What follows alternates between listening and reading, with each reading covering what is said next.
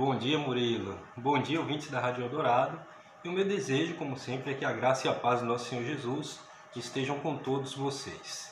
Hoje eu quero compartilhar uma coisa muito especial que está em Romanos, capítulo 5, no versículo 20. Eu vou ler aqui a tradução desse texto diretamente do original do grego, né? É uma tradução feita sem as versões comuns da nossa Bíblia, que eu acredito ser a tradução mais apropriada e mais aproximada do original. Tá? O texto diz assim: a lei veio para evidenciar a ofensa, mas onde abundou o pecado, superabundou a graça. E aí muitas vezes nos ensinam ideias bíblicas romantizadas, bem ao estilo platônico mesmo, sabe? Ou seja, uma ideia que chega a ser inatingível na sua compreensão mais prática. E são ideias abstratas que dificultam a compreensão e causam distorção do ensino bíblico. Ontem, por exemplo, eu estava conversando com minha esposa a respeito desse texto e eu perguntei para ela: o que você acha que significa esse texto aqui? Eu li para ela na versão mais comum que a gente tem, que é essa aqui, ó. Sobreveio a lei para que avultasse a ofensa, mas onde abundou o pecado, superabundou a graça. Um pouco parecido. Perguntei a ela: o que você acha que significa esse texto? E ela disse assim: onde houve muito pecado, a graça foi maior. E eu perguntei, ela continuou insistindo, né? Mas sim, e o que isso significa? E aí ela disse de uma outra forma, do mesmo jeito: onde a graça foi muito abundante, onde o pecado foi muito abundante, a graça foi mais abundante ainda. E eu insisti mais uma vez, tentando obter uma resposta que satisfizesse ali essa curiosidade. E aí ela disse de maneira sincera que não sabia, né?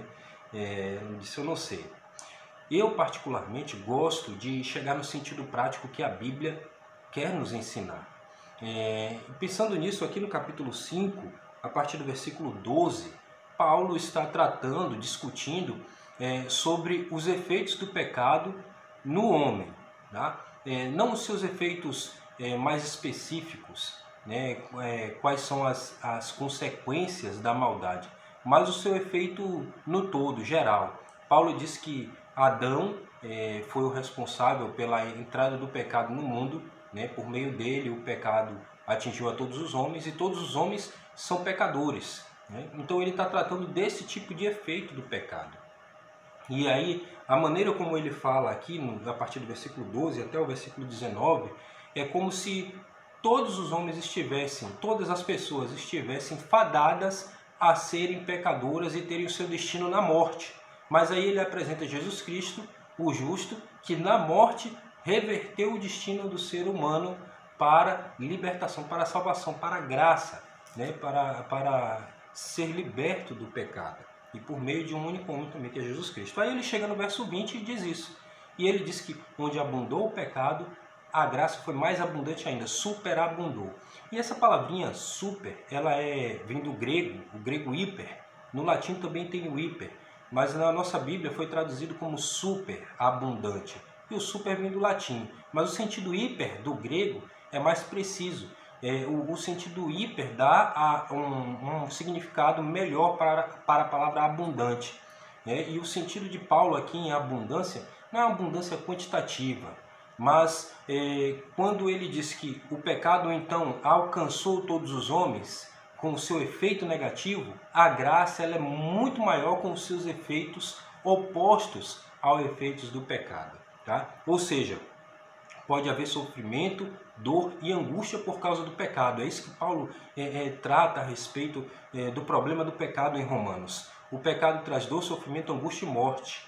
Mas muito mais há conforto, alívio e paz por causa da graça.